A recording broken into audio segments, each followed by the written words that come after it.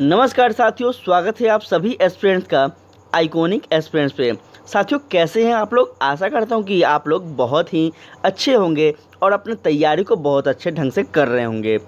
साथियों, इसी क्रम में अगर बात की जाए तो आप सबको पता होगा कि अभी हम लोग प्रैक्टिस सेट का अध्ययन कर रहे हैं, जिसमें आज का जो आपका प्रैक्टिस सेट है वह है साथियों आपका प्रैक्टिस सेट नंबर 6। इससे पहले आपका प्रैक्टिस सेट 1 से लेकर साथियों 5 तक अपलोड कर दिया गया है। तो जो भी साथी नहीं देखे हैं, आप लोग चैनल के प्लेलिस्ट में वीडियो पड़ा हुआ है, जाकर देख सकते हैं।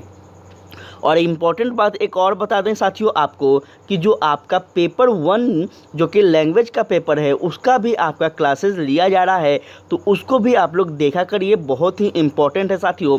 हिंदी और इंग्लिश का जो कि आपका अनिवार्य पेपर है, उसका भी क्लासेस लिया जा रहा है, तो उसको भी आप लोग ज़रूर से देखा करें। आज हम लोग बात करेंगे साथियों पेपर 2 का सेट नंबर साथियों आज है जो आपका 6। ठीक है, सामान्य अध्ययन पे हम लोग चर्चा करेंगे। आपको पता होना चाहिए साथियों कि सामान्य अध्ययन में क्वेश्चन 1 से आपका क्वेश्चन 50 तक जो है वह आपका मैथ और रीजनिंग का रहेगा। 50 से साथियों 150 तक आपका जो है वह आपका सामान्य अध्ययन का रहेगा। तो सबसे पहले हम सामान्य अध्ययन की ओर बात करेंगे, क्योंकि सामान्य अध्ययन का जो क्वेश्चन है साथियों उसका वेटेज ज़्यादा है, इसलिए हम सामान्य अध्ययन की ओर सबसे पहले ज़्यादा फोकस करेंगे। ठीक है, उसके बाद आपका मैथ और रीजनिंग के प्रश्नों को भी हल करेंगे। तो वीडियो को पूरा ज़रूर देखिएगा साथी। आप सभी से रिक्वेस्ट है कि बहुत ही इम्पोर्टेंट ये क्लास है, और यहाँ पे साथियों जो प्रश्नों का संग्रह दिया गया है, जो प्रश्नों का लेवल है, बिल्कुल यही लेवल आपको बीपीएससी के द्वारा देखने को मिलेगा। तो वीडियो को पूरा देखिएगा, और इसका पीडीएफ आप सभी को टेलीग्राम पे मिल जाएगा साथी, तो टेलीग्राम को भी ज़रूर आप लोग ज्वाइन कर लीजिएगा। सबसे पहला जो प्रश्न कह रहा है, ध्यान दीजिएगा, काफ़ी इम्पोर्टेंट प्रश्न है आपका। सबसे पहला जो प्रश्न है, कह रहा है इनमें कौन सा पदार्थ तंबाकू में मौजूद होता है। बहुत ही इम्पोर्टेंट है साथी, और याद रखना होगा आप सभी को, इसका जो राइट आंसर हो जाएगा वो हो जाएगा आपका निकोटीन। ठीक है, बहुत लोग जानते होंगे साथियों कि निकोटीन जो है यह आपका तंबाकू में क्या होता है, मौजूद होता है। ठीक है, अगर बात की जाए इसके बारे में साथियों, तो तंबाकू दिवस के रूप में कब मनाई जाती है, तो 31 मई को तंबाकू निषेध दिवस के रूप में मनाई जाती है। यह भी आपसे पूछा जा सकता है, और यह भी आप याद रखेंगे साथियों कि सीधे यह भी आप लोग याद रखिएगा कि तंबाकू में कौन सा, अगर आपसे पूछ दिया जाए कि तंबाकू में साथियों कौन सा गैस होता है, कौन सा का ये सभी चीज़ होते हैं, तो याद रखेंगे कि तंबाकू के जो धुएं होते हैं साथियों, उस धुएं में पॉलीसाइक्लिन एरोमेटिक हाइड्रोकार्बन पाए जाते हैं, और एल्डिहाइड पाए जाते हैं, कार्बन मोनोऑक्साइड, ये सब आदि जो भी गैस है साथियों, ये सभी गैस पाए जाते हैं। ठीक है, तो इम्पॉर्टेंट है, याद रखिएगा।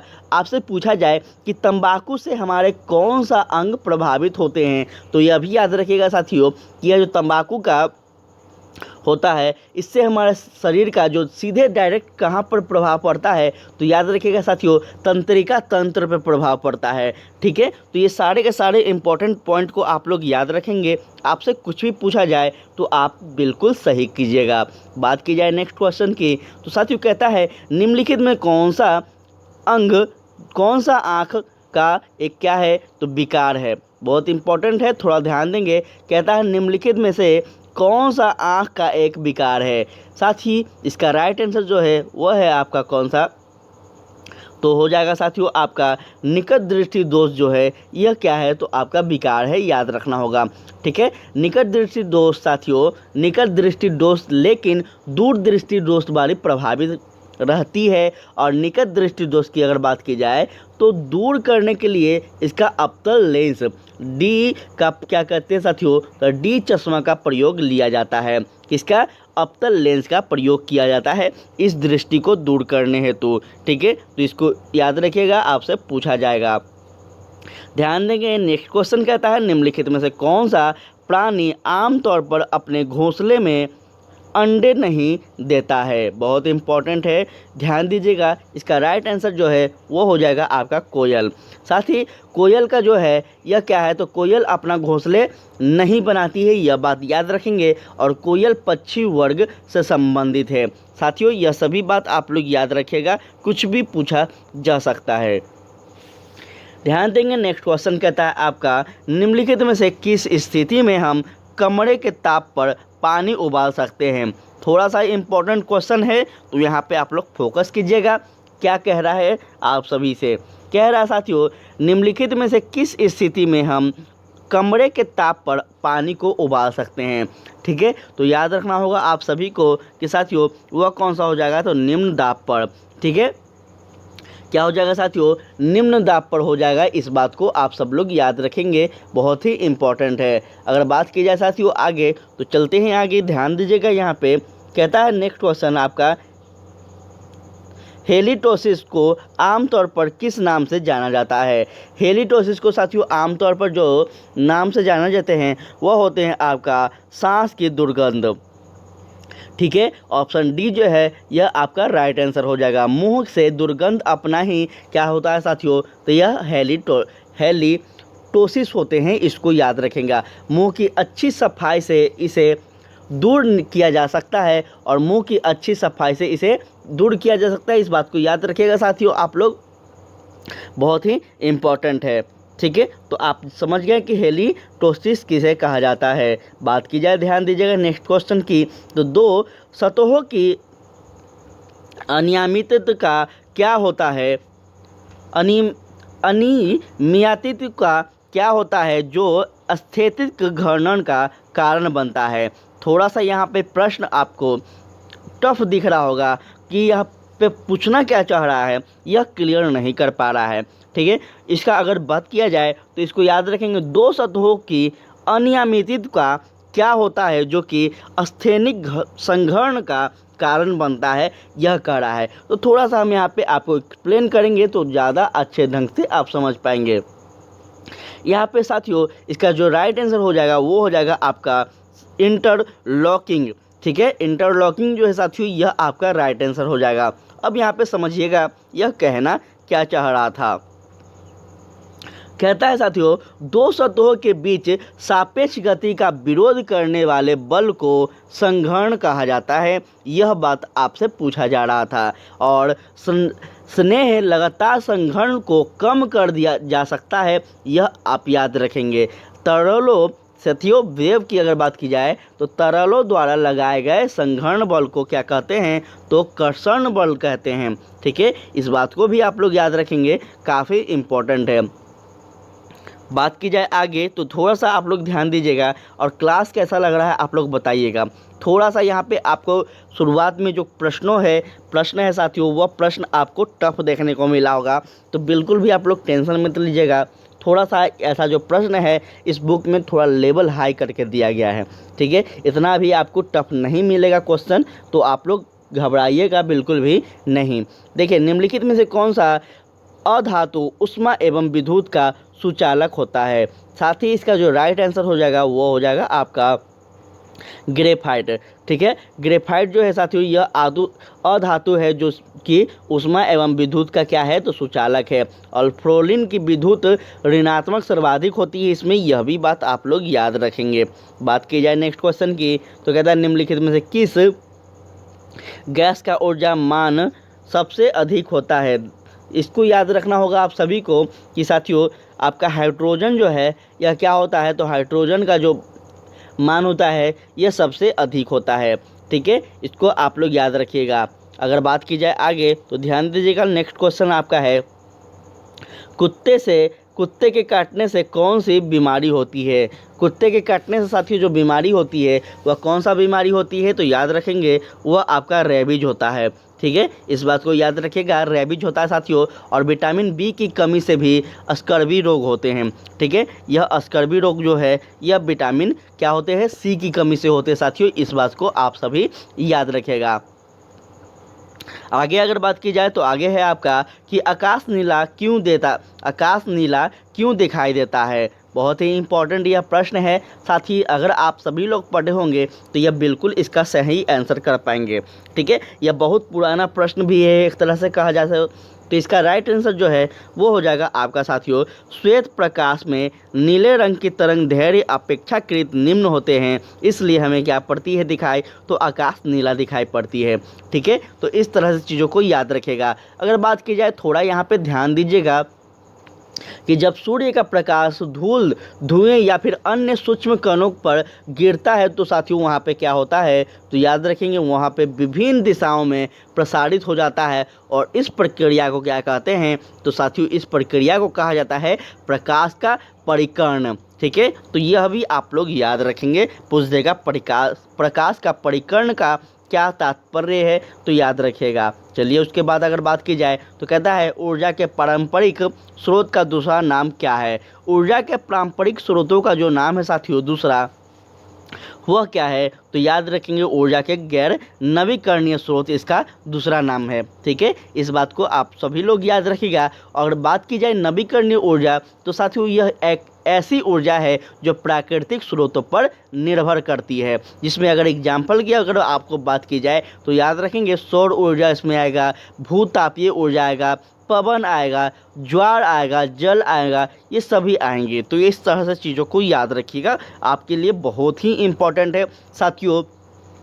आपसे अगर एग्ज़ाम में इस तरह के प्रश्न पूछे जाएंगे तो मैं दावा कर सकता हूं कि आप इस बार अपना सुपर टेट क्लियर करके आप बिहार में शिक्षक बन जाएंगे साथियों, क्योंकि यह जो प्रश्न है आपको क्लियर बाय क्लियर एक एक चीज़ हम करवा रहे हैं, एक एक लाइन आपको क्लियर कर रहे हैं। तो बस आप लोग कॉन्सेंट्रेट बनाए रखेंगे, पेन और कॉपी लेकर बैठा कीजिए, ताकि हम जो भी इम्पोर्टेंट फैक्ट बता रहे हैं उसको आप लोग नोट डाउन करते चलेंगे।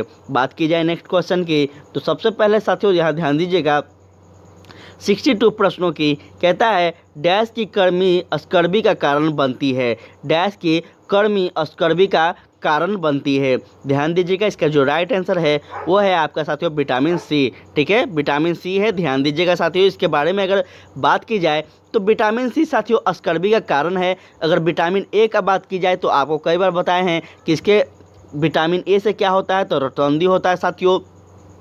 विटामिन B1 से आपका बेरी होता है, विटामिन B3 से साथियों आपका पेलोग्राम होता है। ये सभी जो है ये सभी उसका बीमारी हैं। ठीक है, तो इस बीमारी को आप लोग याद रखेंगे। आपसे पूछा जा सकता है कि विटामिन के की कमी से कौन सा बीमारी होता है, विटामिन ए की कमी से कौन सा बीमारी होता है, तो इस तरह से चीज़ों को याद रखिएगा। बात की जाए नेक्स्ट क्वेश्चन की, तो कहता है काली खांसी को डैश भी कहा जाता है। ध्यान देंगे साथियों, काली खांसी को क्या कहते हैं, तो यह आप लोग याद रखेंगे कि उसको पटू शीर्ष कहते हैं। क्या कहते हैं साथियों, पटू शीर्ष कहते हैं। इस बात को आप लोग याद रखेंगे, बहुत इंपॉर्टेंट है। ठीक है, चलिए आगे बात की जाए। ध्यान देंगे साथियों, नेक्स्ट आपका जो प्रश्न कह रहा है मशरूम एक डैश है, बहुत इंपॉर्टेंट है साथियों। तो याद रखेगा जो हम मशरूम को यूज करते हैं, यह मशरूम क्या है, तो ये साथियों याद रखिएगा यह कवक है। ठीक है, बहुत ही इंपॉर्टेंट है, तो इसको याद रखिएगा। ठीक है, कवक की अगर विशेषता की बात की जाए साथी, तो याद रखेंगे कवक जो होता है यह पर्णहरित क्या होता है साथियों, पर्णहरित रहित होता है, इसको भी याद रखेगा। और संवहन उतक रहित होता है। ठीक है, तो ये सारे के सारे चीज़ों को आप सभी याद रखेंगे। नेक्स्ट अगर आपका प्रश्न जो कहता है साथियों, एक मृग मानव शरीर के विच्छेदन और अध्ययन के लिए चिकित्सक कानूनी मेडिकल लीगल नाम क्या है, बहुत इंपॉर्टेंट है, इसका याद रखेंगे। आपका सही आंसर जो है वो हो जाएगा आपका साथियों ऑप्शन सी ऑटोप्सी हो जाएगा। ठीक है, ऑटोप्सी हो जाएगा साथियों, याद रखेंगे कि इंपॉर्टेंट है। बात की जाए नेक्स्ट क्वेश्चन की, तो यहाँ थोड़ा सा आप सभी लोग ध्यान दीजिएगा। कहता है साथियों भोजन में डैश की उपस्थिति पर परीक्षण करने के लिए आयोडीन का किया जाता है, उपयोग किया जाता है। क्षमा चाहेंगे साथियों, थोड़ा सा आयोग हम पढ़ रहे तो वही हमको लग रहा था कि हम गलती क्यों कर रहे हैं। थोड़ा सा सॉरी साथियों, हम यहाँ पे आज क्योंकि तबीयत ठीक नहीं लग रहा है, इसलिए आप लोग थोड़ा कोऑपरेट कीजिएगा मुझे। साथियों कहता है भोजन में डैश की उपस्थिति का परीक्षण करने के लिए आयोडीन का उपयोग किया जाता है। यह साथियों इसका राइट आंसर जो है वो हो जाएगा आपका ऑप्शन सी साथियों स्टार्च। ठीक है, स्टार्च हो जाएगा साथियों, याद रखिएगा। अगर बात की जाए इसके बारे में तो यह भी याद रखिएगा साथियों कि ठोस आयोडीन का रंग बैंगनी भूरे से थोड़ा काला होता है और आयोडीन साथियों पानी में घुलनशील होते हैं, यह भी बात आप लोग याद रखेंगे। ठीक है, बहुत ही इंपॉर्टेंट बात है, तो ये सारे के सारे कथन को आप सब लोग याद रखिएगा। नेक्स्ट अगर बात की जाए तो कहता है ध्वनि तरंगों के परावर्तन द्वारा उत्पन्न ध्वनि की पुनरावृत्ति का क्या कहलाती है। बहुत इंपॉर्टेंट है, यहाँ ध्यान दीजिएगा। इसका जो राइट आंसर हो जाएगा वो हो जाएगा आपका साथियों प्रतिध्वनि। ठीक है, प्रतिध्वनि हो जाएगा साथियों, याद रखेंगे। प्रतिध्वनि सुनाई देती है जब परावर्तक पृष्ठ का क्षेत्रफल अधिक होता है और प्रतिध्वनि साथियों याद रखेंगे कि न्यूनतम दूरी उस माध्यम से में ध्वनि की चाल पर क्या होती है तो निर्भर होती है। प्रतिध्वनि सुनने के लिए साथियों श्रोता को क्या करना होता है तो परावर्तक सतह के लिए न्यूनतम दूरी 17 मीटर होना चाहिए। ठीक है, तो ये सारे चीज़ों को याद रखेंगे तो आप बिल्कुल सही कर पाएंगे। बात की जाए नेक्स्ट प्रश्नों की तो कहता है जानवर के उनके पर्यावरण के साथ संबंध में के अध्ययन को क्या कहा जाता है। जानवर के उनके पर्यावरण के साथ संबंधों के अध्ययन को क्या कहते हैं तो याद रखना होगा आप सभी को कि उसको इकोलॉजी कहते हैं। ठीक है, क्या कहते हैं साथी, इकोलॉजी कहते हैं। और इकोलॉजी जो है यह पारितंत्र के अध्ययन का विज्ञान है, यह भी आप लोग याद रखेंगे। पारितंत्र परिस्थिति की क्रियात्मक इकाई होती है और वन परिस्थिति तंत्र में हरे पौधे उत्पादक होते हैं, ये सारे बात आप लोग याद रखिएगा। बात की जाए नेक्स्ट अगर तो ध्यान दीजिएगा, आपका जो नेक्स्ट प्रश्न है कहता है इनमें से कौन सा हार्मोन्स मानव रक्त में शर्करा की मात्रा का नियंत्रण करता है।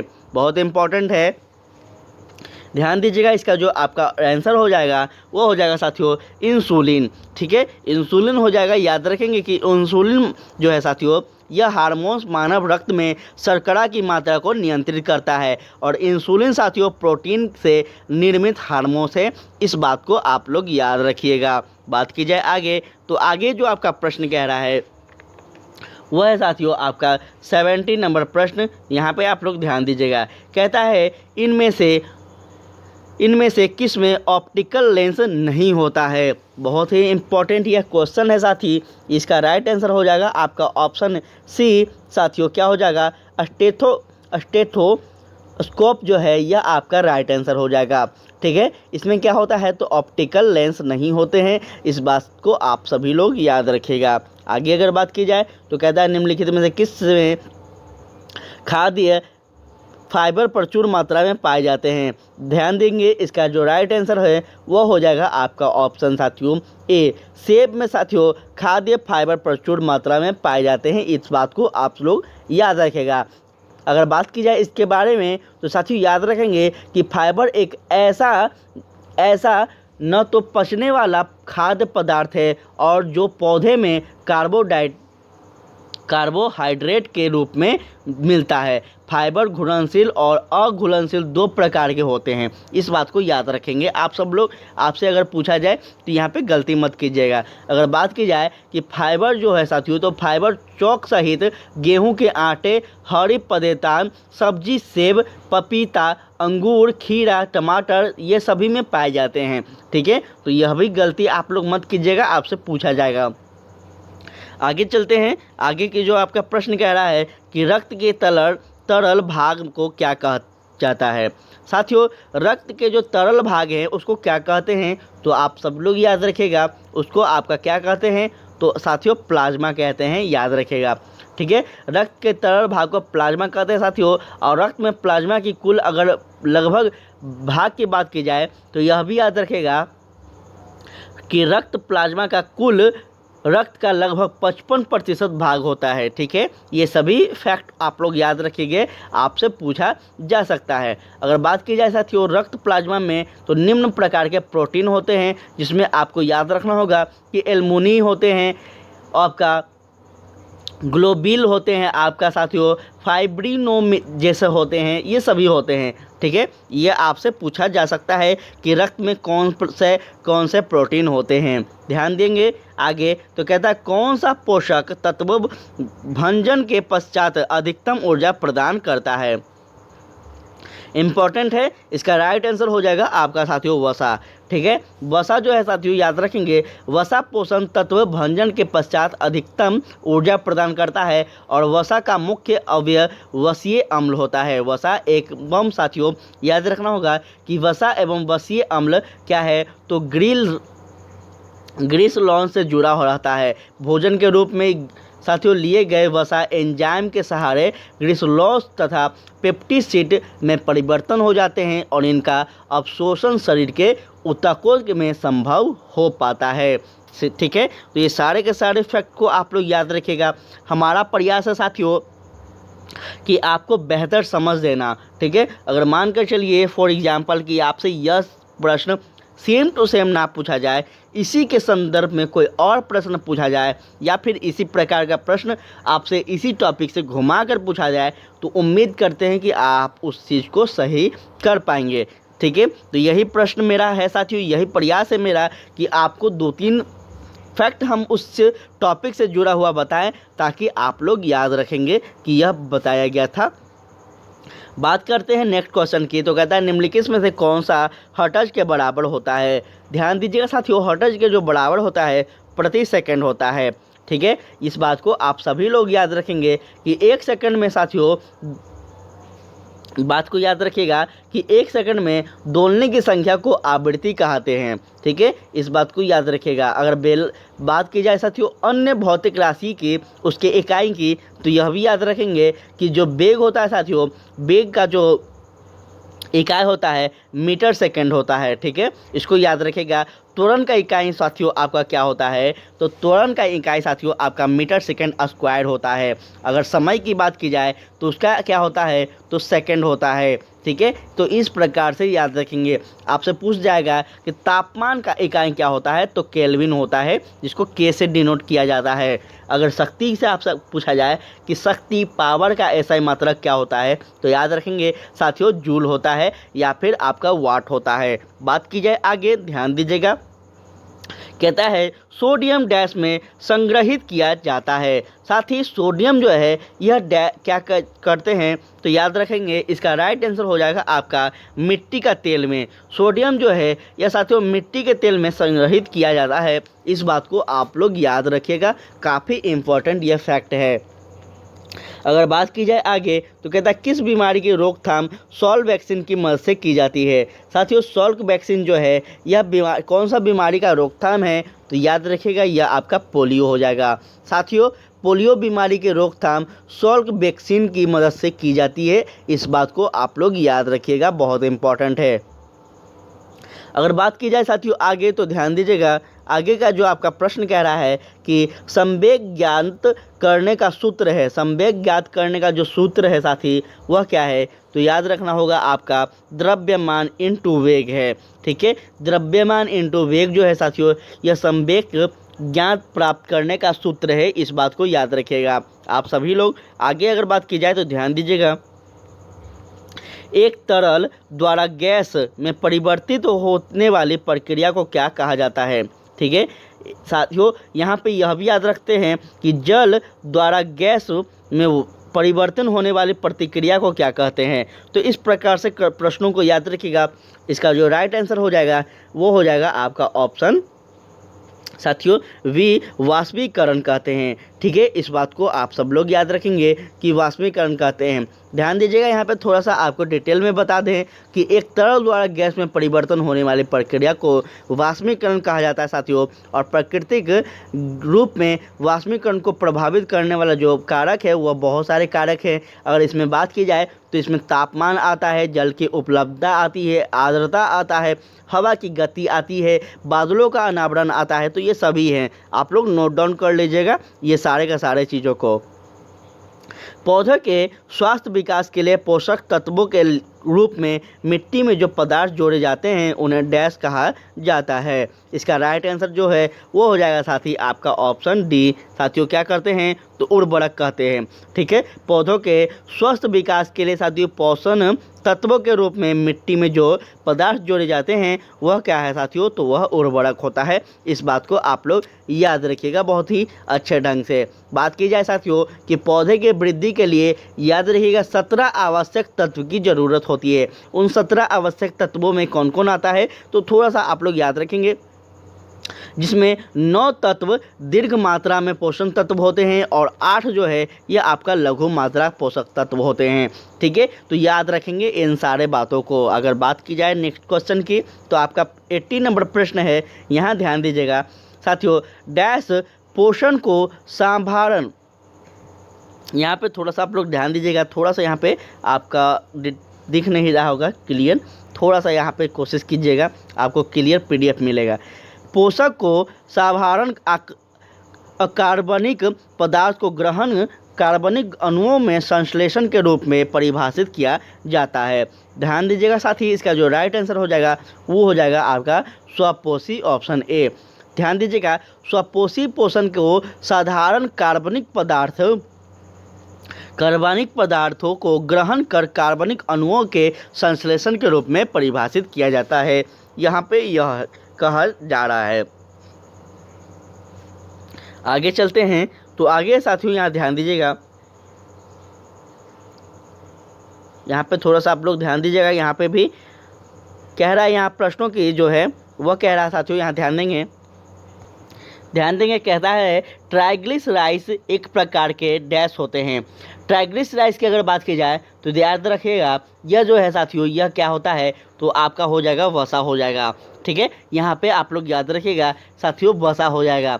ठीक है, ट्राइग्लिसराइड्स साथियों एक रक्त में पाया जाता है, इसकी अधिकता से हृदय रोग का खतरा बढ़ जाता है। ठीक है, और अधिक वसा पस्कृत कार्बोहाइड्रेट और शराब का सेवन करने से साथियों रक्त में यह जो आपका ट्राइग्लिसराइड्स है यह क्या होता है साथियों, तो यह घट जाते हैं। इस बात को आप सब लोग याद रखिएगा। ठीक है, यह सारे के सारे बहुत ही इंपॉर्टेंट है, तो आप लोग याद रखेंगे। अगर बात की जाए नेक्स्ट क्वेश्चन की, कहता है निम्नलिखित में से कौन सा ऊर्जा एक पारंपरिक स्रोत है।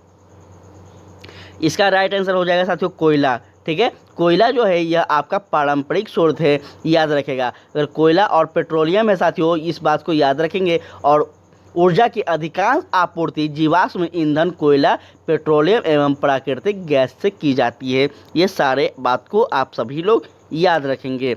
अगर बात की जाए, ध्यान दीजिएगा नेक्स्ट प्रश्न को, कहता है पानी में क्लोरीन की गोलियां या फिर साथियों डैश मिलाकर क्लोरीनीकरण किया जाता है। याद रखेंगे यह आपका जो है इसका राइट आंसर जो होगा साथियों आपका ब्लीचिंग पाउडर हो जाएगा, ऑप्शन बी। ध्यान दीजिएगा साथियों, क्लोरीनीकरण जिसको कहते हैं, क्लोरीनीकरण एक प्रभावशाली ऑक्सीकारक है, इस बात को याद रखिएगा। और क्लोरीकरण साथियों घरेलू स्तर में पानी के ऋणाणु को नष्ट करने का एक उत्तम तरीका है, यह भी आप सभी लोग याद रखेंगे। चलिए आगे हम चलते हैं। कहता है निम्नलिखित में से किसमें द्विबीजपत्रीय बीज होते हैं। ठीक है, थोड़ा सा यहाँ पे अगर इंग्लिश होता तो ज़्यादा बेटर होता। हिंदी का जो शब्द होता साथी काफ़ी टफ होता है, ये बात आप भी एक्सेप्ट कर पा रहे होंगे, क्योंकि साइंस का जो शब्द होता है उसको हिंदी में पढ़ना आसान नहीं होता है। अब यहाँ पे लिखा जा रहा है द्विबीजपत्रीय। ठीक है, अब इसका मतलब हम आपको समझाते हैं, काफ़ी इम्पोर्टेंट है, इसको समझिएगा आप सभी। ये कहना क्या चाह रहा है, इसका मतलब क्या होता है, ध्यान देंगे साथियों। यह जो इसका राइट आंसर पहले आप लोग याद रखिएगा, इसका गुलाब हो जाएगा। ठीक है, अब हम समझते हैं इसका मतलब।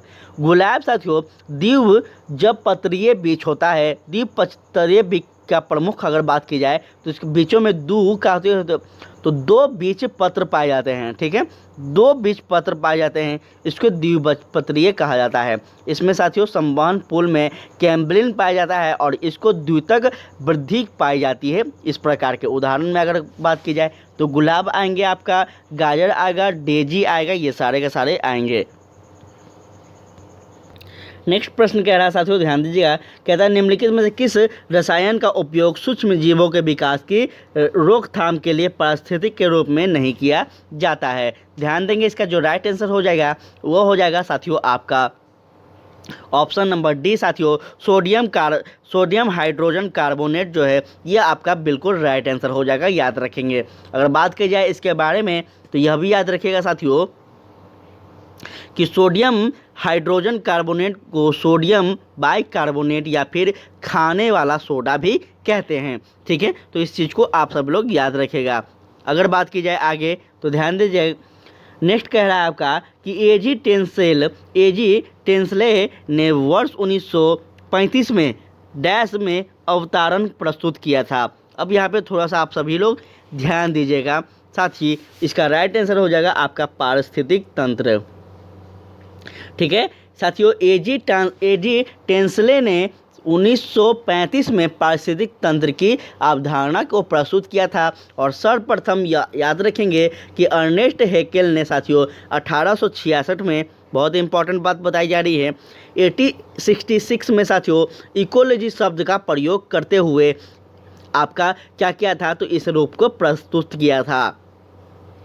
ठीक है, तो इस बात को आप सब लोग याद रखिएगा। अगर बात की जाए पारिस्थितिक तंत्र की तो इसके मुख्य रूप से 3 घटक जैविक, अजैविक तथा ऊर्जा संगठन होते हैं। इस बात को आप लोग याद रखेंगे। आगे चलते हैं तो कहता है निम्नलिखित में से कौन सा एक कोशिकीय जीव नहीं है। ध्यान दीजिएगा, इसमें कोशिकीय जीव कौन नहीं है, तो पादप नहीं है, साथ ही याद रखेंगे। पादप क्या है, तो यह बहुकोशिकीय जीव है, ना कि कोशिकीय जीव है। ठीक है, याद रखिएगा, बहुकोशिकीय पादप सरसों होता है, गेहूं होता है, टमाटर होता है, नील होते हैं, आम होते हैं, ये सभी होते हैं। ठीक है, तो इस भी आप लोग याद रखेंगे। निम्न में से कौन सा जड़ नहीं है। अब इम्पॉर्टेंट यह भी प्रश्न है आपका कि जो जड़ नहीं है साथी कौन है, तो आलू है, जो ये आपका क्या है, तो यह जड़ नहीं है। इस बात को याद रखेगा। ठीक है, यह आलू क्या है, तो तना है, इसको याद रखेगा, इम्पॉर्टेंट है साथियों। नेक्स्ट अगर बात की जाए निम्नलिखित में से कौन सा परजीवी पौधा है। साथ ही परजीवी पौधा कौन सा है, तो याद रखना होगा आप सभी को कि इसमें से आपका राइट आंसर हो जाएगा साथियों अमरबेल। अमरबेल जो है साथी यह आपका परजीवी पौधा है और अमरबेल एक प्रकार की लता है साथियों, जो कि बबूल, कीकर के बेर एक प्रकार का पीले जाल के रूप में लिपटी रहती है। ठीक है, इस सारे चीज़ों को याद रखेंगे। अगर बात की जाए आगे तो ध्यान दीजिएगा, आपका प्रश्न 90 तक हम पहुंच गए हैं। आप लोग बस पेशेंस बनाए रखिएगा, इसी प्रकार से सारा क्लास देखिएगा, तभी आप बिहार के भावी शिक्षक बन पाएंगे। उसमें पेशेंस होना बहुत ही ज़रूरी होता है साथियों एक शिक्षक के जीवन में। ठीक है, तो याद रखिएगा साथियों, आपका 90 नंबर जो प्रश्न कहता है कि पत्ती में सिराओं एवं छोटी सिराओं की व्यवस्था का नाम क्या है। ध्यान देंगे, इसका जो राइट आंसर हो जाएगा वो हो जाएगा साथियों सिरावी न्यास। ऑप्शन बी जो है यह आपका राइट आंसर हो जाएगा। पत्ती का वह भाग साथियों जिसमें वह तने से जुड़ा होता है वह पूर्ण रूप से वह क्या कहलाता है साथियों, तो वह पूर्ण वृत्त कहलाता है। और पत्ती के जोड़े की अगर बात की जाए तो पत्ती जोड़े हरे भाग को क्या करते हैं, तो पलक कहते हैं। ठीक है, बहुत ही इंपॉर्टेंट बात आपके बताया जा रहा है, तो इन सारों बातों को आप सभी याद रखेंगे। पत्ती पर रेखाओं को सिरा कहते हैं। ठीक है, पत्ती पे जो रेखाएं होती है साथी इस प्रकार से उसको क्या कहते हैं, तो उसको सिरा कहते हैं। सारे बात को याद रखिएगा। आगे चलते हैं, ध्यान देंगे साथियों। नेक्स्ट जो आपका प्रश्न कह रहा है कि बौद्ध, हिंदू एवं जैन शैलकृत गुहाएं एक साथ विद्यमान हैं। याद रखेंगे, इसका राइट आंसर जो है वह कहाँ पे हो जाएगा साथियों, तो एलोरा में है, याद रखिएगा। एलोरा में साथियों बौद्ध, हिंदू एवं जैन शैलकृत गुफाएं एक साथ विद्यमान है। और इस गुफा का निर्माण साथियों राष्ट्रकूट शासकों ने कब करवाया था, तो 753 ईस्वी में करवाया था साथियों, याद रखिएगा। ठीक है, 753 ईस्वी से साथियों 773 ईस्वी के मध्य करवाया गया था। यहाँ बौद्ध चैत्य एवं विहार और साथियों हिंदू मंदिर और जैन देवाल कुल मिलाकर 34 की संख्याओं में क्या है साथियों, तो याद रखेंगे पर्वतों का तराश कर बनाए गए एलोरा के कैलाश मंदिर पर कृष्ण प्रथम द्वारा बनाया गया यह गुफाएं हैं। ठीक है, यह गुफा मंदिर भारत का सबसे बड़ा गुफा मंदिर है साथियों, यह भी आपसे पूछा जा सकता है। अब बात की जाए नेक्स्ट क्वेश्चन की, तो कहता है शाहजहां के शासनकाल में कौन सा विदेशी यात्री भारत आया था। इम्पोर्टेंट है बहुत ही ज़्यादा। इसका राइट आंसर हो जाएगा साथियों आपका ऑप्शन नंबर बी साथियों, मनुची। ठीक है, याद रखिएगा साथियों, मनुची जो थे यह आपका शाहजहां के शासनकाल में भारत आए थे, इसको याद रखेगा। अगर बात की जाए साथियों मनोची के बारे में, तो मनोची याद रखना होगा आप सभी को कि यह तारा सिकोर के सेना में क्या थे साथियों, तो तोपची था। ठीक है, इसके अतिरिक्त मनोची औरंगजेब, शाह आलम और जय सिंह आदि के शासनकाल में भी भारत आया था, यह भी आप याद रखेंगे। और इसके द्वारा लिखे गए यात्रा वृत्तांत का जो नाम है वह क्या है, आपसे पूछा जा सकता है, तो याद रखेंगे एस्टोरियो द मेगोर। ठीक है साथियों, एस्टोरियो द मेगोर इसकी जो पुस्तक है, इसमें भारत की यात्रा का क्या क्या है वृत्ता अपना पूरा उल्लेख दिया है, इसको याद रखेंगे। बात की जाए नेक्स्ट क्वेश्चन की, कहता है शिवाजी ने मुगलों को अपना 3/4 राज्य किस संधि के द्वारा दिया था। बहुत ही इम्पोर्टेंट है और यह हो जाएगा साथ आपका पुरंदर की संधि। आप सभी को पता होगा, शायद आप लोग पढ़े होंगे हिस्ट्री को, तो कि साथियों पुरंदर की जो संधि हुई थी इसमें शिवाजी ने अपने 3/4 राज्यों का क्या किया था, तो याद रखना होगा आपको मुगलों को दिया गया था। याद रखना होगा यह भी बात कि शिवाजी ने जून 1665 में साथियों लिखेंगे, जून 1665 में मुगल सेनापति जय सिंह के साथ पुरंदर की संधि के अनुसार 4 लाख वार्षिक आमदनी वाले 23 किले और मुगलों को सौंपा था साथियों। याद रखेंगे कितने किले, 23 किले, यह भी बात आप सब लोग याद रखेंगे। शिवाजी अपने लिए सामान्य आय वाले केवल 12 किले रखे थे। इतना बहुत ही इम्पोर्टेंट यह बात है साथी, याद रखेंगे। ध्यान दीजिएगा यहाँ पे आप सब लोग, थोड़ा सा प्रश्न को थोड़ा क्लियर होने दीजिए साथियों। यहाँ पे कहता है साथियों प्रारंभिक हड़प्पा स्थल में एक ही खेत के में साथ साथ 2 फसल के उगाने के साक्ष्य प्राप्त कहाँ से हुए हैं। याद रखना होगा आप सभी को कि इसका राइट आंसर जो है वह है साथी आपका ऑप्शन डी, कालीबंगा। कालीबंगा से साथियों क्या हुआ है, तो याद रखना होगा एक ही जगह पे 2 फसल उगाए जाने के साक्ष्य प्राप्त हुए हैं, इसको याद रखना होगा, बहुत ही इम्पोर्टेंट है। कालीबंगा की अगर बात की जाए तो यह भी याद रखना होगा साथियों कि कालीबंगा का जो खुदाई हुई थी वह खुदाई में मिले बोए हुए खेत में हल मिले थे, आड़ी मिला था और आपका साथियों क्या मिला था, तो तिरछी खुरे मिला का, इस सब के निशान मिला था। तो ये सब आपसे पूछा जाएगा, आप लोग याद रखेंगे। अगर बात की जाए हड़प्पा स्थल की, तो कालीबंगा राजस्थान में स्थित है, इस बात को याद रखेंगे। और राजस्थान, हरियाणा और पश्चिम उत्तर प्रदेश में आज भी यह साथियों तरीका अपनाया जाता है। ठीक है, तो ये सारे बात को याद रखेंगे, इम्पॉर्टेंट है। नेक्स्ट अगर बात की जाए, कहता है साथियों किसके अनुसार मौर्य के शासनकाल में जहाज रानी पर राज्य का एकाधिकार था। बहुत इंपॉर्टेंट है, इसका राइट आंसर जो है वो हो जाएगा साथियों कौटिल्य। कौटिल्य के अनुसार अगर बात की जाए साथियों, तो कौटिल्य के अनुसार मौर्य शासनकाल में जहाज रानी पर राज्य का एकाधिकार था और मौर्य काल में व्यापारिक जहाज के साथ नौसेना भी शक्तिशाली था। इसका प्रमाण अर्थशास्त्र और इंडिका में मिलता है। ठीक है, इंडिका के अनुसार साथियों सेना की प्रथम समिति जल सेना से संबंधित थे। ठीक है, तो ये सारे के सारे बातों को याद रखेंगे। आगे अगर बात की जाए तो कहता है किस प्रणाली में व्यवस्थापिका का राष्ट्रपति से पृथक व स्वतंत्र का अस्तित्व होता है। बात रखेंगे याद को, यहाँ पे बहुत ही इंपॉर्टेंट प्रश्न पूछा जा रहा है आपसे। इसका राइट आंसर जो है साथी वो हो जाएगा आपका अध्यात्मात्मक प्रणाली में। ठीक है, याद रखेंगे अध्यात्मात्मक शासन प्रणाली शक्ति में के पृथक सिद्धांत पर आधारित होती है। और इसे साथियों याद रखना होगा कि इसमें शासन के 3 अंग होते हैं, व्यवस्थापिका, कार्यपालिका साथियों तथा न्यायपालिका, एक दूसरे से स्वतंत्र होती है, इस बात को याद रखना होगा। यह प्रणाली अमेरिका, ब्राज़ील, रूस और आपका श्रीलंका आदि देशों में भी प्रचलित है, तो इसको याद रखेंगे, आपसे पूछा जा सकता है।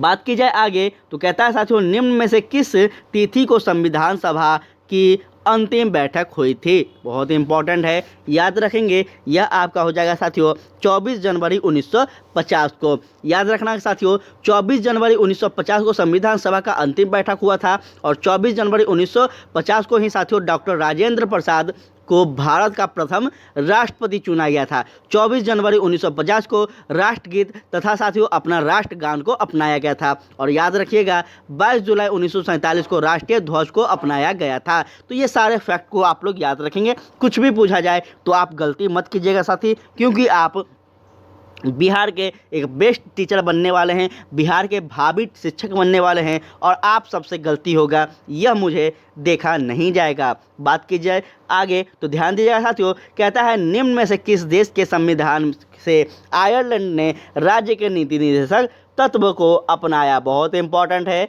साथियों, निम्न में से किस देश के संविधान से आयरलैंड ने राज्य के नीति निर्देशक तत्व को अपनाया है। तो यह आपका हो जाएगा साथी कौन सा, तो याद रखना होगा स्पेन।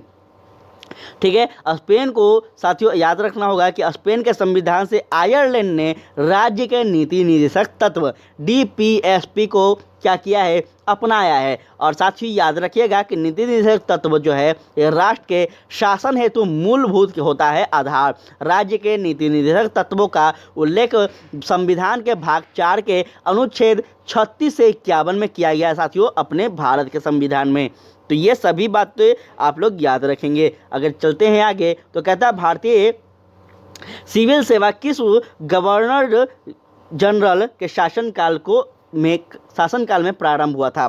थोड़ा सा एक बार ध्यान दीजिएगा, भारतीय सिविल सेवा जो है साथियों यह पूछा जा रहा है किस गवर्नर जनरल या फिर वायसराय के शासनकाल में प्रारंभ किया गया था। याद रखिएगा इसका जो राइट आंसर है वह है आपका साथियों कॉर्नवालिस। ठीक है, भारतीय सिविल सेवा साथियों लॉर्ड कॉर्नवालिस के शासनकाल में क्या हुआ था, तो प्रारंभ किया गया था और यह गवर्नर जनरल था। यह भी बात आप लोग याद रखेंगे उस समय।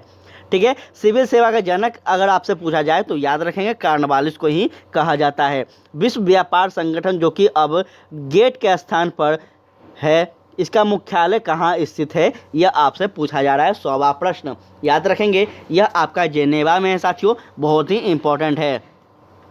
ठीक है, जेनेवा में है और जेनेवा कहाँ है साथियों, तो यह स्विट्जरलैंड में है। गेट की स्थापना कब हुई थी, तो याद रखना होगा आप सबको कि 30 अक्टूबर 1947 को हुआ था और 1 जनवरी 1948 से यह लागू हुआ था। ठीक है, तो ये आप लोग समझते चलिएगा। क्लास कैसा लग रहा है थोड़ा बताते चलिए साथियों, आप लोग क्लास को बताते चलिए कि क्लास कैसा लग रहा है, कमेंट के माध्यम से ज़रूर बताएं ताकि हम अपने आप में बदलाव कर सकें।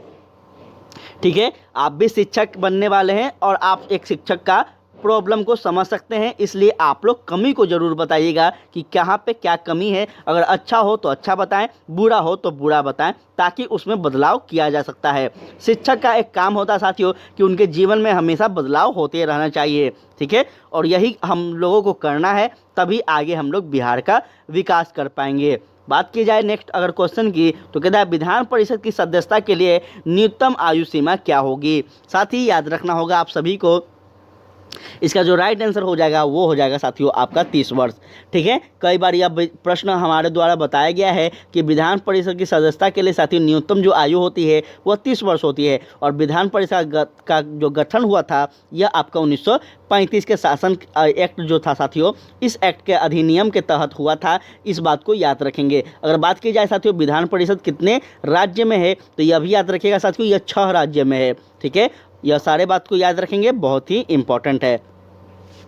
नेक्स्ट प्रश्न कहता है 1904 में क्रांतिकारी की गुप्त संस्था के रूप में अभिनव भारत की स्थापना किसने की थी, जो कि वेरी वेरी इंपॉर्टेंट है। और याद रखिएगा इसका जो राइट आंसर हो जाएगा वो हो जाएगा साथी आपका कौन सा, याद रखिएगा BD सावरकर के द्वारा। साथ ही BD सावरकर के द्वारा 30 वर्ष की याद रखना होगा कि BD सावरकर के द्वारा साथियों क्रांतिकारी संगठन या फिर संस्था कह लें, यह आपका स्थापना किया गया था वर्ष 1904 में। और BD सावरकर साथियों हिंदू महासभा से भी जुड़े हुए थे, यह भी बात आप लोग याद रखेंगे। अगर चलते हैं आगे तो कहता है साथियों कल्याणकारी राज्य संबंधित विचार किसमें दिए गए हैं। बहुत ही इंपॉर्टेंट है, बहुत ज़्यादा।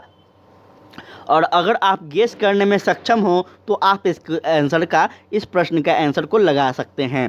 ठीक है, याद रखिएगा साथियों, यह आपका जो कल्याणकारी राज्य होता है, कई बार हम बताए हैं कल्याणकारी का मतलब क्या होता है, तो साथियों याद रखिएगा यह आपका ऑप्शन बी साथियों राज्य के नीति निर्देशक सिद्धांत में दिया गया है। ध्यान दीजिएगा, राज्य के नीति निर्देशक सिद्धांत जो है इसमें क्या बात कहता है, इसमें कहता है साथियों कि राज्य का जो कार्य होगा उसका इसमें उल्लेख करता है, राज्य के नीति संबंधित निर्देशक सिद्धांत देते हैं। ठीक है, इस सिद्धांत में यह भी बताता है साथियों कि कल्याणकारी राज्य मतलब राज्य का कल्याण किस प्रकार से हो, उस राज्य की जनता का कल्याण किस प्रकार से हो, उस राज्य के लोगों का विकास किस प्रकार से हो, इस सभी का बात कहाँ किया जाएगा, तो राज्य के नीति निर्देशक सिद्धांत में किया जाएगा। ठीक है, कोई दिक्कत। यह चैप्टर आपका पॉलिटी में साथियों डीपीएसपी जो कि बहुत ही इंपॉर्टेंट है, अभी जस्ट हम ऊपर आपको बताए हैं कि इसमें साथियों आपको याद रखना होगा। ठीक है, इस बात को याद रखिएगा इसमें कि भारतीय संविधान में अनुच्छेद 36 से 51 तक जो है साथियों यह आपका डीपीएसपी का भाग आता है, इसमें आपको डीपीएसपी के बारे में अध्ययन करना होता है। तो ये सारे बात याद रखेंगे, साथ ही हम बहुत ही इंपॉर्टेंट चीज़ आपको बता रहे हैं कि ताकि आपको प्रॉब्लम ना हो। ध्यान दीजिएगा, land of the gold pagoda किसने कहते हैं, ठीक है, किसे कहते हैं, land of the golden pagoda जो है यह किसे कहते हैं, याद रखना होगा आप सबको कि यह आपका म्यांमार को कहते हैं। ठीक है, किसको कहते हैं, तो म्यांमार को कहते हैं साथियों, और कीवी का देश न्यूजीलैंड को कहते हैं। ठीक है, कीवी का देश किसको कहते हैं, तो न्यूजीलैंड को कीवी का देश कहते हैं। ड्रैगन का देश चीन को कहते हैं। ये सभी आप लोग याद रखेंगे, ये सभी उस देश के उपनाम हैं। कंगारू का देश ऑस्ट्रेलिया को कहते हैं। प्यासी भूमि देश ऑस्ट्रेलिया को कहते हैं। ये सारे के सारे बात आप लोग याद रखिएगा। चलते आगे चलते हैं। इंपॉर्टेंट प्रश्न आपके सामने है साथियों कि राजा राम मोहन राय को राजा की उपाधि किसने दी थी, बहुत ही ज़्यादा इंपॉर्टेंट है, बहुत ज़्यादा याद रखिएगा साथियों कि राजा राम मोहन राय जी को जो राजा की उपाधि दी गई थी यह किसके द्वारा दी गई थी, तो अकबर द्वितीय के द्वारा दी गई थी। साथियों राजा राम मोहन राय जी का जो नाम था साथियों यह सिर्फ इनका नाम क्या था, तो मोहन था। इस बात को आप सभी लोग याद रखेंगे, इनका नाम क्या था, मोहन था साथियों। ठीक है, सिर्फ मोहन था। इनको राजा की उपाधि जोड़ा गया पहले। ठीक है, पहले राजा की उपाधि जोड़ा गया किनके द्वारा, तो अकबर द्वितीय के द्वारा। जब अकबर द्वितीय साथियों इनको याद रखेगा, जब अकबर द्वितीय इनको 1830 ईस्वी में तत्कालिक ब्रिटिश सम्राट विलियम चतुर्थ के दरबार में भेज रहे थे, उसी समय इनको क्या किया गया साथियों, तो मोहन राय को राजा की उपाधि दी गई थी। ठीक है, यह अकबर द्वितीय क्यों भेज रहे थे साथियों, तो यह भी बात याद रखेंगे कि यह अपने वकालत करने हेतु ब्रिटिश सम्राट के पास भेज रहे थे, अपने कह सकते हैं एक प्रकार का अपना साथियों कि जो सालाना इनको मिलता था खर्च उसको बढ़ाने के लिए एक प्रकार से समझ सकते हैं। ठीक है, इसको भेजने के लिए। और राजा राम मोहन राय जी का साथियों इंग्लैंड में ही मृत्यु हो गया था, यह भी बात याद रखेंगे। और यह प्रथम भारतीय थे साथियों जो कि 7 समुंदर पार करके कहाँ जाते हैं, तो इंग्लैंड जाते हैं। ये सारे कथन को आप सब लोग याद रखेंगे। इनका इंग्लैंड में साथियों ब्रिस्टल में ही 27 सितंबर 1833 को क्या हो गया, तो मृत्यु हो गया। ठीक है, तो ये सारे बात याद रखिएगा। हमारा प्रयास यही है कि चीज़ समझ में आए आपको, क्लास लंबा हो उससे टेंशन नहीं लीजिएगा, बस देखिएगा, एक बार देखिएगा तो आपको कई प्रश्न का बदले में कई और प्रश्न मिल जाएंगे। साथ ही आगे अगर बात की जाए तो कहता है निम्नलिखित में से कौन कैबिनेट मिशन के भारत पहुंचने पर भारतीय राष्ट्रीय कांग्रेस का अध्यक्ष थे। याद रखिएगा, बहुत ही इंपॉर्टेंट यह प्रश्न है और इसका राइट आंसर जो है साथी ऑप्शन आपका हो जाएगा ए, अब्दुल कलाम आज़ाद। बहुत ही इंपॉर्टेंट है साथियों। भारतीय राष्ट्रीय कांग्रेस के अध्यक्ष थे, कब थे, तो 24 मार्च 1946 को साथियों कैबिनेट मिशन दिल्ली पहुंचा था साथियों, उसी समय यह भारतीय राष्ट्रीय कांग्रेस के अध्यक्ष थे। चलिए आगे बात की जाए तो कहता है साथियों पश्चिम बंगाल में रानीगंज क्षेत्र किस लिए विख्यात है, बहुत इंपॉर्टेंट है और यह आपका हो जाएगा साथियों कोयला के लिए विख्यात है। ठीक है, किस लिए, तो कोयला के लिए विख्यात है, याद रखिएगा आप सभी लोग। आगे चलते हैं। कहता है सदाबहार वर्षाती वन मुख्यतः कितनी सुवितरित वार्षिक वर्षा के क्षेत्र में पाए जाते हैं, तो इसका राइट आंसर जो है वो हो जाएगा आपका ऑप्शन साथियों हो जाएगा आपका डी। ठीक है, कितना हो जाएगा, तो 200 सेंटीमीटर से अधिक। बात अगर किया जाए इसका, तो याद रखेंगे कि इस प्रकार का वन विषुवत रेखीय प्रदेश और उष्ण कटिबंधीय प्रदेशों में पाए जाते हैं। सदाबहार वन साथियों के पेड़ों की पत्तियां चौड़ी होती है, तो इसको भी आप लोग याद रखिएगा। ध्यान दीजिएगा, निम्नलिखित पर विचार कीजिए, कह रहा है विचार करने के लिए, तो यहाँ पे विचार हम लोग कर लेते हैं थोड़ा सा। साथियों ध्यान दीजिएगा, इसका जो राइट आंसर हो जाएगा वो हो जाएगा आपका साथियों कौन सा, तो ऑप्शन बी हो जाएगा साथियों, 1, 2 और 3। ठीक है, बात की जाए इसके बारे में, तो याद रखेंगे केंद्र सरकार के आंतरिक ऋण के अंतर्गत बाजार आधारित राज्य सरकार, व्यापारिक बैंक तथा अन्य संस्थाओं को सरकार द्वारा निर्मित स्ट्रेटेजी बिल आरबीआई को निर्गत विशिष्ट प्रतिभूतियां क्षतिपूर्ण बॉन्ड सम्मिलित होते हैं। तो इस बात को आप सभी लोग याद रखेंगे, ये सारे के सारे कथन जो है बिल्कुल सत्य हैं। अगर बात की जाए तो नेक्स्ट क्वेश्चन कह रहा है आपको सम्मिलित करना, सूची 1 और सूची 2 दिया गया है, इसमें आपको मिलान करना है, सम्मिलित करना है। तो कूट के माध्यम से यहाँ हम लोग समझते हैं साथियों, यहाँ जो आपका आंसर हो जाएगा ऑप्शन नंबर ए साथियों हो जाएगा। ठीक है, ध्यान दीजिएगा, ऑप्शन ए आपका जो है यह सही हो जाएगा। ठीक है, ऑप्शन ए में अगर बात की जाए साथियों, तो सबसे पहले आता है आपका क्वेश्चन नंबर 1 का साथियों, जो कि गरीबी रेखा है, यह किसने बताया था, तो सुरेंद्र तेंदुलकर समिति द्वारा बताई गई थी। उसके बाद बैंकिंग क्षेत्र जो है यह किसके द्वारा बताई गई थी, तो याद रखना होगा आप सभी को साथियों कि यह नरसिम्हा समिति के द्वारा बताई गई थी। उसके पश्चात आपका उसके बाद कर सुधार जो है आपका, यह है जो साथियों कर सुधार, यह किसके द्वारा था, तो याद रखिएगा यह जो आपका हो जाएगा, यह साथियों यहाँ पे कर सुधार जो है, एक सेकेंड थोड़ा सा हम यहाँ पे गलती शायद हो गया है मेरे से, उसके लिए ध्यान दीजिएगा। तो ऑप्शन नंबर ए हो रहा है यहाँ पे, यह तो कंफर्म है। तो ए जो हो रहा है साथियों क्वेश्चन 1 का ए, गरीबी रेखा, ए सुरेंद्र तेंदुलकर समिति होगा, बिल्कुल सत्य है। उसके बाद आपका 2 है जो कि बैंकिंग रेखा, यह आपका बी होगा, नारसिम्हा समिति, बिल्कुल सत्य है, सत्य ठीक तो हम बोल रहे हैं। उसके बाद कर सुधार है, कर सुधार आपका राजा चेलिया समिति के होगा, और केंद्र राज्य संबंध आपका मदन मोहन पुंछी आयोग के द्वारा होगा। ठीक है, चलिए सही है आपका। ध्यान देंगे, नेक्स्ट क्वेश्चन कहता है आपका कि पशु और पौधे की जाति में सबसे बड़ी विविधताएं कहाँ पाई जाती है, तो यह होगा आपका साथियों कहाँ, तो उस कटिबंधीय आर्द्र वनों में पाई जाती है, याद रखिएगा, बहुत ही इंपॉर्टेंट है। आगे बात की जाए तो ध्यान दीजिएगा, कहता है बिहार राज्य का क्षेत्रफल भारत के क्षेत्रफल का कितना प्रतिशत है, इंपॉर्टेंट है और इसको याद रखना होगा आप सबको, यह हो जाएगा आपका 2.86% है, इसको याद रखिएगा। आगे हम बात करें तो आगे चलिए साथियों, काफ़ी क्लास लंबा हो जाएगा, इसलिए थोड़ा सा स्पीड में चलना होगा। निम्नलिखित में से किस क्षेत्र में ग्रीष्म मानसून के दौरान अधिकतम वर्षा होती है, यह हो जाएगा आपका ऑप्शन बी साथियों, उत्तर पूर्वी पहाड़ी क्षेत्र में। अगर बात की जाए आगे, ध्यान दीजिएगा, यहाँ पे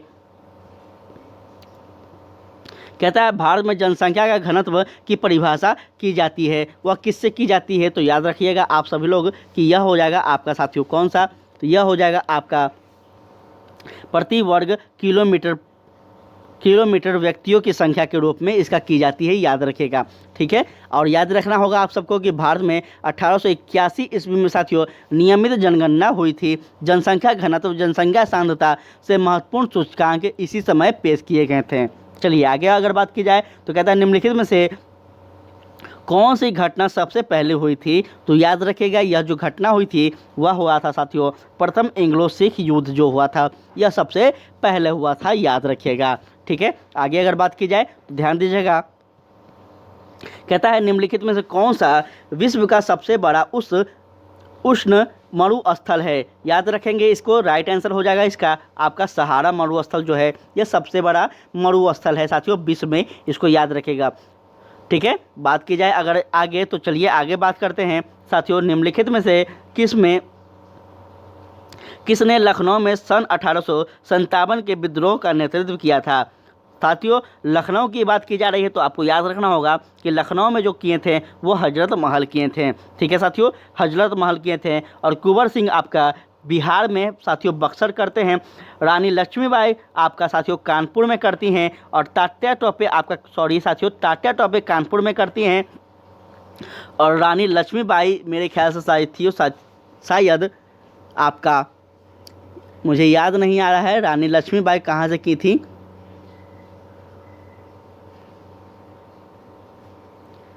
चलिए आगे बढ़ते हैं साथियों। जो नहीं याद आ रहा है तो उसको हम कमेंट में बता देंगे या फिर टेलीग्राम पे। आप लोग बिल्कुल भी टेंशन ना लें, सारा डाउट क्लियर हम करके ही रहेंगे। नेक्स्ट कहता है अकबर ने पंचमहल का निर्माण जो खंभों के लिए विख्यात है वह कहाँ है। याद रखना होगा आप सबको, यह जो है यह कहाँ है, तो यह फतेहपुर सीकरी में है। साथियों याद रखेगा अकबर ने फतेहपुर सीकरी को राजधानी 1571 ईस्वी में बनवाया था।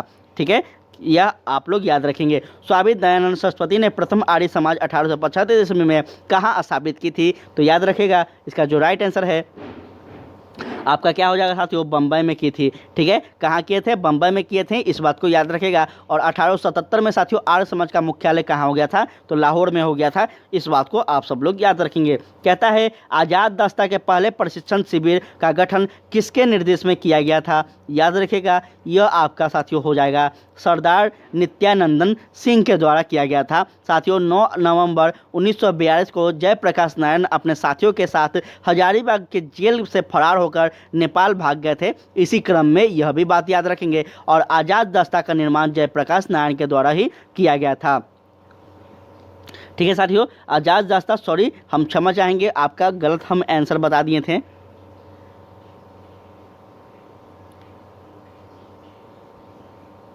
नहीं साथियों, बिल्कुल सही आंसर है आपका, बिल्कुल यही होगा। ठीक है, बिल्कुल यही होगा, गलती नहीं है हम।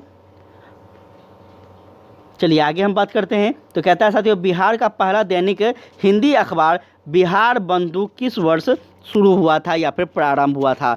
इम्पॉर्टेंट है बहुत ही ज़्यादा, ध्यान दीजिएगा इस प्रश्न को साथियों। यह प्रश्न बहुत ज़्यादा इम्पॉर्टेंट है, अगर यह प्रश्न ना आए तो कुछ भी ना आएगा। याद रखेंगे इसका जो हो जाएगा साथियों 1872 हो जाएगा। ठीक है, बिहार बंधु के केशव राम भट्ट के शुरू किया था, याद रखेंगे। और बिहार बंधु साथियों बिहार राज्य का पहला साप्ताहिक समाचार पत्र था जो कि 1872 में प्रकाशित किया गया था। साथियों आगे बात की जाए कि किस राज्य में जेमू ग्लेशियर अवस्थित है, तो याद रखिएगा जेमू ग्लेशियर जो है यह आपका साथियों सिक्किम में है, इस बात को याद रखेंगे। और कंचनजंगा पर्वत शिखर से जेमू ग्लेशियर का संबंध है।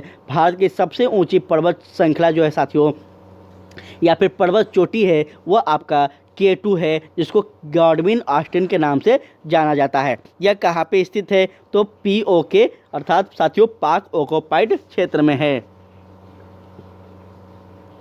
बिहार में जल मंदिर कहाँ अवस्थित है, तो याद रखिएगा बिहार में जो जल मंदिर है वह आपका पावापुरी में है साथियों, इसको याद रखेंगे। आगे बात की जाए व्हीलर द्वीप का नया नाम क्या है, साथियों व्हीलर द्वीप का जो नया नाम है वह है आपका क्या, तो याद रखेंगे अब्दुल कलाम द्वीप है। बहुत ही इम्पोर्टेंट है, इसको याद रखेगा। जो कि साथियों ओडिशा सरकार के द्वारा 2 सितंबर 2015 को क्या किया गया था, इसका प्रथम नामकरण रखा गया था। आगे बात की जाए तो कहता है संस्थानात्मक सरकार में कार्यपालिका अपने समस्त कार्यों तथा नीतियों के लिए उत्तरदायी होती है, तो याद रखेंगे किसके प्रति होती है, यह आपका विधायिका के प्रति होती है। इस बात को आप लोग बिल्कुल भी मत भूलिएगा।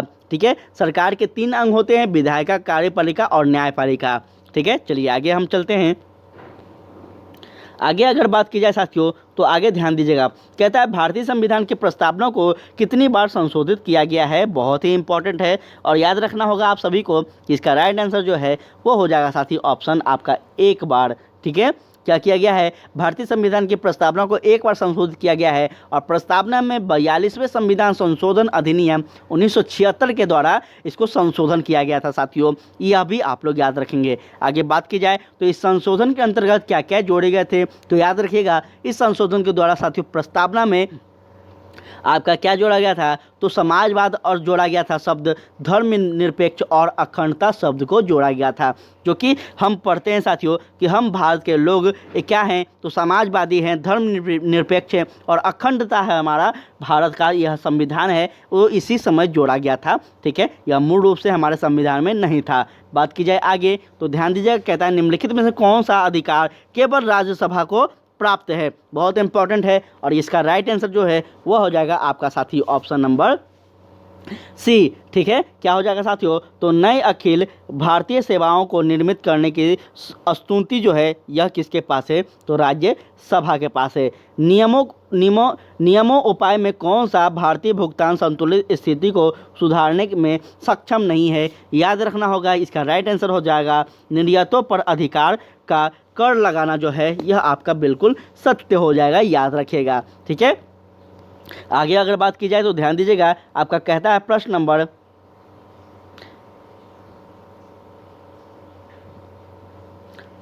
आपका 130 है साथियों, कि हड़प्पा किस नदी के किनारे स्थित है। तो याद रखिएगा हड़प्पा जो है साथी यह आपका किस नदी के किनारे है, तो यह आपका रावी नदी के किनारे है। ठीक है, इस बात को याद रखेंगे। और हड़प्पा पंजाब राज्य में पाकिस्तान मेसोपोटामी मोंटगोरी जिला में रावी नदी तट पर स्थित है।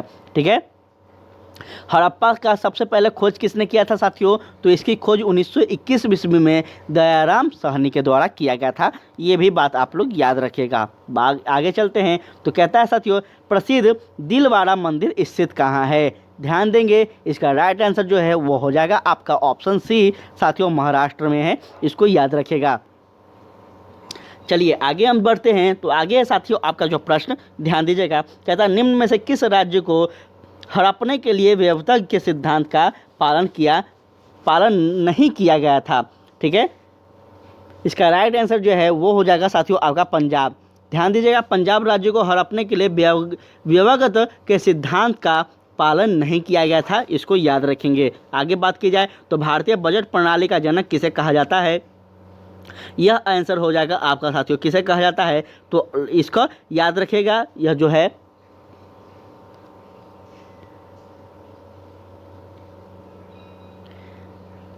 प्रसिद्ध दिलवाड़ा मंदिर आपको बताए थे साथियों, यह कहाँ पे स्थित है, तो यह आपका महाराष्ट्र में स्थित है, इसको बता दिए थे हमको लगा वह नहीं बताए थे।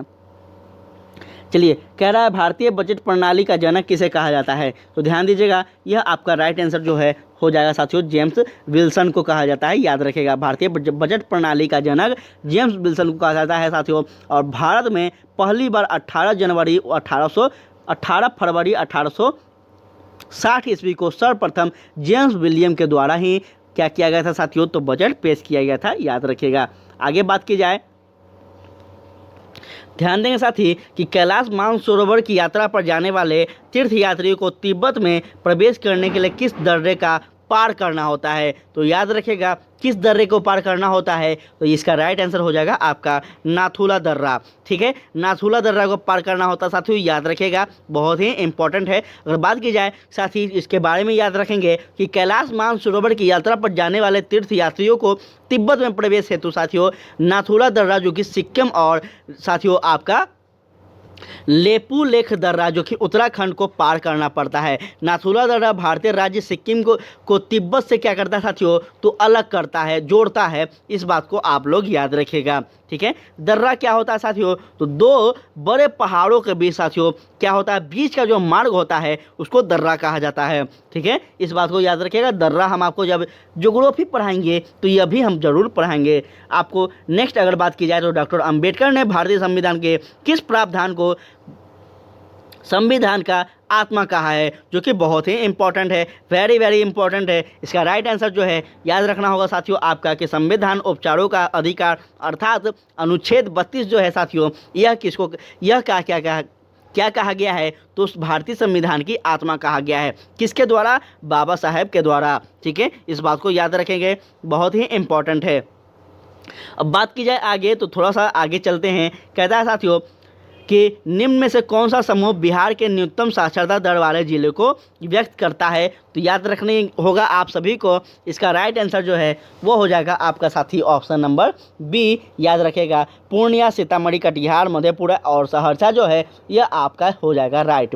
अगर पूर्णिया की बात की जाए साथियों तो यहाँ पे 51.8% है। और बात की जाए साथियों सीतामढ़ी की तो यहाँ 52.5% है, कटिहार की 52.24% है बस, और आपका मधेपुरा की 52.25% है। तो इस प्रकार से आप लोग याद रखेंगे। आगे बात की जाए तो कहता है भारतीय संविधान की 8वीं अनुसूची में कितनी भाषाओं का उल्लेख है, तो याद रखिएगा आपका 22 भाषाओं का उल्लेख किया गया है साथी।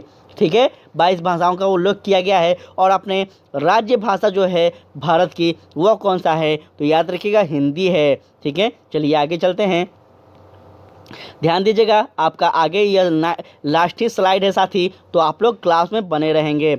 चलिए उसके बाद अगर बात की जाए तो कहता है भारतीय संविधान में मौलिक कर्तव्य का उल्लेख किस अनुच्छेद में किया गया है। बहुत ही इंपॉर्टेंट है और इसका राइट आंसर जो है हो जाएगा आपका ऑप्शन सी। साथियों, अनुच्छेद 51A में क्या कहा गया है, तो मौलिक कर्तव्यों का उल्लेख किया गया है। मूल भारतीय संविधान में मौलिक कर्तव्य का कोई भी प्रावधान नहीं था, याद रखेंगे। जब अपना भारतीय संविधान लागू हुआ था साथी, तो उस समय मौलिक कर्तव्य जैसा कोई भी बात हमारे संविधान में नहीं था, याद रखेगा। इसको 42वें संविधान संशोधन 1976 में जोड़ा गया था साथियों, भारतीय संविधान के भाग 4 को। ठीक है, तो ये सारे के सारे बात को याद रखेंगे तो आपके लिए बहुत ज़्यादा फायदा होगा। कहता है बिहार में साथियों एसपीओ परियोजना का संबंध है। यह आप याद रखिएगा कि यह परियोजना साथियों क्या है, तो नगर निगम वित्त से संबंधित है।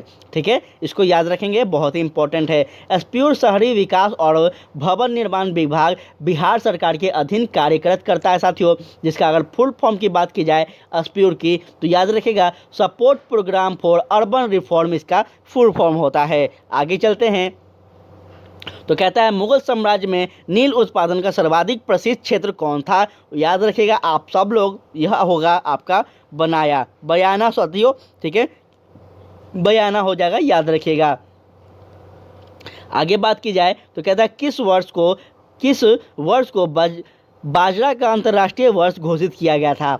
ध्यान देंगे, यह आपका समसामयिक घटना का आ गया है, करेंट अफेयर का साथियों यह सब प्रश्न है, तो थोड़ा सा ध्यान दीजिएगा। इसका राइट आंसर हो जाएगा आपका वर्ष 2023। साथ ही याद रखना होगा आप सभी को कि प्रधानमंत्री नरेंद्र मोदी ने भारत को बाजरा के लिए वैश्विक केंद्र पे रूप में स्थापित करने की बात की थी, याद रखिएगा। नेक्स्ट अगर बात की जाए तो भारत में पहली अंडर वाटर मेट्रो कहाँ निर्माणाधीन है। याद रखिएगा, यह आपका हो जाएगा साथी कौन सा, तो यह कोलकाता में है। इस बात को आप सभी लोग याद रखेंगे पूरी तरह से। अगर बात की जाए आगे तो ध्यान दीजिएगा, कहता है विश्व कैंसर दिवस 2023 का जो थीम था वह थीम क्या था। बहुत इंपॉर्टेंट है साथियों, याद रखिएगा। आपको एग्ज़ाम निकालना है और आपके एग्ज़ाम में जो भी करंट अफेयर है तो याद रखिएगा उस वर्ष का जो भी दिवस मनाया गया है, महत्वपूर्ण दिवस, उस दिवस का थीम को जरूर आप लोग याद रखेगा। हर एग्जाम का यह रूल है कि थीम पूछे जाते हैं, इसको याद रखेगा। तो इसका राइट आंसर जो है साथी वो हो जाएगा आपका क्या, तो याद रखेंगे क्लोज द केयर कैंप। यह आपका क्या था, तो वर्ष 2023 विश्व कैंसर दिवस का थीम था, याद रखिएगा। आगे बात की जाए तो ध्यान दीजिएगा, केंद्रीय बजट वर्ष 2023-24 की 7 प्राथमिकताएं सप्तऋषि जो था यह क्या था साथियों, और यह किस में शामिल था, नहीं है, इसको याद रखेंगे। यह पहले समझ लेते हैं, यह आपका आंसर इसमें जो होगा वो होगा साथियों हेल्थ सेक्टर में शामिल नहीं था। अब इसको समझिएगा था क्या, तो केंद्रीय बजट वर्ष 2023-24 में जो 7 प्राथमिकताएं थी जिसको सप्तऋषि का नाम दिया गया था, इसमें साथियों याद रखिएगा कि इसमें हेल्थ सेक्टर नहीं था। वित्त वर्ष 2023-24 में केंद्रीय बजट 1 फरवरी 2023 को वित्त मंत्री सीतारमण के द्वारा प्रस्तुत किया गया था साथियों। उन्होंने सरकार के लिए यह 7 प्राथमिकताएं को सप्तऋषि के रूप में संदर्भित किया था, तो ये बात आप लोग याद रखिएगा। आगे बात की जाए 26 मार्च 2023 को लॉन्च किए गए वन वेब इंडिया 2 मिशन के लिए इस्तेमाल किए गए लॉन्च वाहन का नाम क्या था। याद रखिएगा, यह आपका जो होगा इसका राइट आंसर हो जाएगा आपका साथियों ऑप्शन ए। साथियों क्या हो जाएगा, ऑप्शन ए हो जाएगा, याद रखेंगे। LV-M3 हो जाएगा साथियों, याद रखेंगे। और बात की जाए इसके बारे में तो यह साथियों 26 मार्च 2023 को लॉन्च किए गए थे, इसको याद रखेगा। आगे बात करते हैं तो कहता है महिला प्रीमियर लीग क्रिकेट टूर्नामेंट जो विजय हुए थे उस क्रिकेट टीम का नाम क्या है। याद रखिएगा, उस क्रिकेट टीम का जो नाम है वह है साथी आपका मुंबई इंडियंस। ठीक है, आप सबको कई बार बता दिया गया है कि यह WPL इस बार ही लॉन्च किया गया था, इसी बार हुआ था। 66वें हुगल फिल्म फेयर अवार्ड में अग्रणी भूमिका में सर्वश्रेष्ठ अभिनेता का पुरस्कार किसने जीता था। याद रखना होगा आप सभी को, यह होगा आपका साथी कौन सा, तो राजकुमार राव को मिला था। चलिए आगे बात की जाए। संयुक्त सैन्य अभ्यास अजय वॉरियर 23 किन देशों के बीच हुआ था? तो याद रखिएगा यह आपका साथियों भारत और यूनाइटेड किंगडम के बीच हुआ था। ठीक है, याद रखिएगा, ये बहुत ही इंपॉर्टेंट है। और यह 7वां संस्करण था साथियों, जो कि 27 अप्रैल से लेकर 23 मई 2023 तक चला था। आगे बात की जाए तो कहता है साथियों, Modi shopping a global order in flux किसने लिखी है? बहुत ही इंपॉर्टेंट यह प्रश्न है और इसका राइट आंसर जो हो जाएगा साथियों एस जयशंकर ने लिखा है। ठीक है, एस जयशंकर ने लिखा है, याद रखेंगे, जो कि वर्तमान में भारत के क्या है तो विदेश मंत्री हैं। अंतिम प्रश्न है साथियों आपका जीएस का कि भारत में आईआईपी के लिए आधार वर्ष क्या है? तो याद रखिएगा इसका आधार वर्ष जो है वो आपका 2011 और 12 है। ठीक है, आईआईपी का मतलब होता है औद्योगिक उत्पादन सूचकांक और जीडीपी के लिए मुख्य सांख्यिकी मंत्रालय ने साथियों इसको आधार वर्ष 2017-18 माना है। तो इस प्रकार से आपका होता है समाप्त। चलिए फटाफट मैथ और रीजनिंग के प्रश्नों को हल कर लेते हैं। तो आपका साथियों आपका सीरीज नंबर 6 हो जाएगा समाप्त। ठीक है, यहाँ पे ध्यान दीजिएगा साथियों, यहाँ पे आप लोग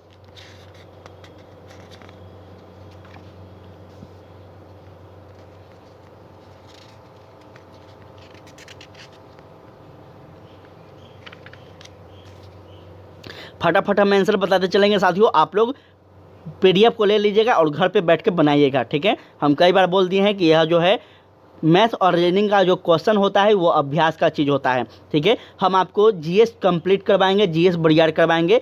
यह आपको खुद से अभ्यास करना होगा, तभी आप हल कर पाएंगे। तो पहला का जो प्रश्न है साथियों, या पहला का जो उत्तर होगा आपका ऑप्शन बी हो जाएगा, याद रखिएगा। सेकंड की अगर बात की जाए तो सेकंड का आपका ऑप्शन डी हो जाएगा।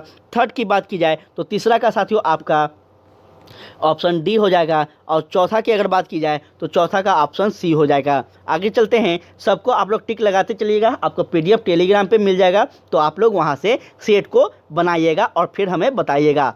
ठीक है, चलिए आगे बात की जाए तो आगे है साथियों आपका पाँचवा का सी होगा। क्या होगा? पाँचवा का सी होगा। छठा का साथियों आपका डी होगा और सातवां का आपका ए होगा।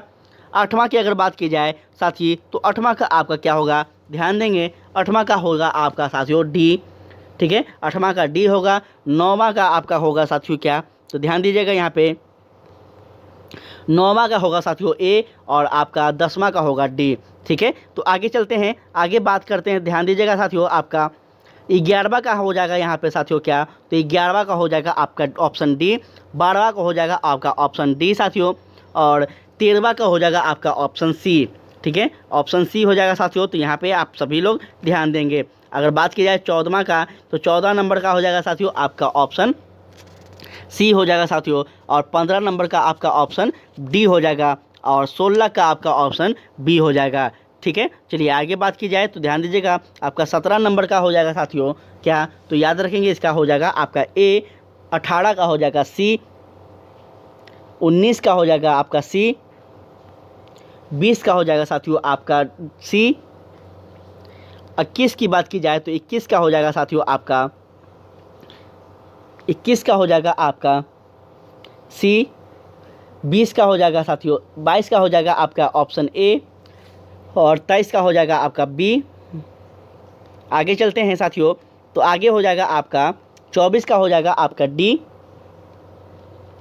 25 का हो जाएगा आपका डी। 26 का हो जाएगा आपका साथियों सी। 27 का हो जाएगा आपका सी। 27 का हो जाएगा आपका ए, सॉरी साथियों 27 का ए होगा। 28 की हो जाएगा आपका साथियों बी। 29 का हो जाएगा आपका सी। 29 का हो जाएगा आपका डी, सॉरी साथियों 29 का डी हो जाएगा। थोड़ा सा ध्यान दीजिएगा आप सब लोग। 30 का हो जाएगा आपका साथियों डी। 31 का हो जाएगा बी और 32 का हो जाएगा आपका सी। 33 का हो जाएगा आपका बी। 34 का हो जाएगा आपका सी। 35 का हो जाएगा आपका बी। 36 का हो जाएगा ए, 37 का हो जाएगा आपका, 37 का हो जाएगा सी, 38 का हो जाएगा आपका, ध्यान देंगे 38 का हो जाएगा आपका बी, 39 का हो जाएगा ए, 40 का हो जाएगा आपका ए, 41 का हो जाएगा बी, 42 का हो जाएगा आपका, यहाँ पे ध्यान दीजिएगा साथियों, 42 का हो जाएगा ए, 43 का हो जाएगा डी, 44 का हो जाएगा सी, ध्यान दीजिएगा 45 का हो जाएगा आपका सी, 47 का हो जाएगा आपका डी, 48 का हो जाएगा, 47 का, 46 का हो जाएगा डी, 47 का हो जाएगा आपका, ध्यान देंगे तो डी हो जाएगा साथियों इसका, और 48 का हो जाएगा आपका बी, 49 का हो जाएगा आपका साथियों बी, और आपका 49 का बी और 50 का डी हो जाएगा साथियों। तो इस प्रकार से होता है आपका यह टेस्ट सीरीज नंबर 6 समाप्त। ठीक है साथियों, यह टेस्ट सीरीज आपका होता है समाप्त। तो इस प्रकार से आप लोग चैनल पे बने रहेंगे साथियों, और भी आपका जो भी आगे इम्पोर्टेंट चीज़ होगा आपके लिए लेते आएंगे। कल हम साथियों टेस्ट सीरीज नंबर 7 का अध्ययन करेंगे, तो आप लोग क्लास में बने रहिएगा। आप सभी से विनती करते हैं कि क्लास को आप लोग शेयर ज़रूर किया कीजिए साथी। हमें काफ़ी ज़्यादा मेहनत करना पड़ता है, आपके लिए कंटेंट बनाना पड़ता है, उसके बारे में लिखना पड़ता है, ताकि आपको एक से ज़्यादा चीज़ जानकारी मिले। ठीक है, तो आप लोग बस इतना प्रयास कीजिए कि इस चैनल पर और भी अधिक लोग जुड़ सकें। ठीक है, तो आज के लिए इतना ही। जय हिंद, जय भारत।